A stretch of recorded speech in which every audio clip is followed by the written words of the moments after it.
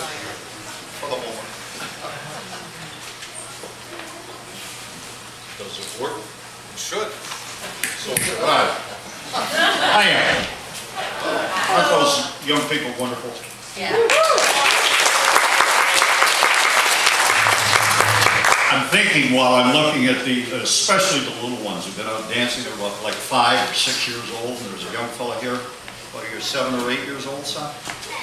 10. I'll stand up and I'll see how tall you are. Oh yeah, you're 10. Although for shame, when I was your age, I was 11. Anyway, I was thinking about the young people, and this is my 77th Christmas.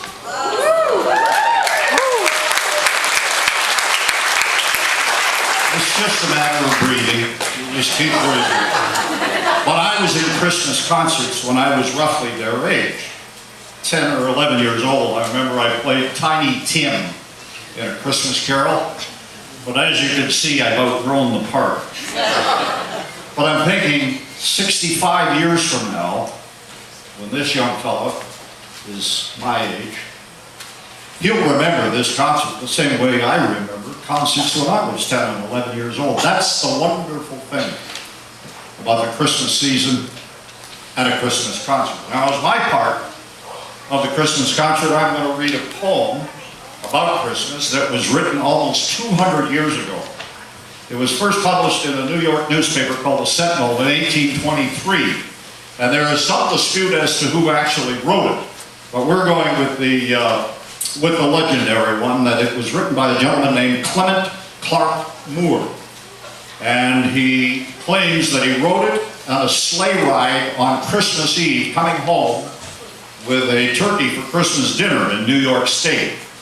Now, some of you young people particularly may wonder, well, why are you reading about St. Nicholas and not Santa Claus? Well, originally, the idea of a jolly old elf showing up around Christmas time with gifts, particularly for youngsters, was named after a real St. Nicholas in what is now Turkey in the 1500s. And he became so famous and popular that his fame spread to Europe, and as Europeans came to North America, particularly from Holland, where the Dutch developed a kind of Christmas, only they had it a little earlier. They had it around the 6th of December.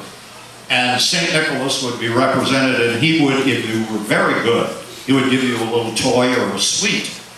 But if you weren't very good, you got a lump of coal. So that's where that story came from.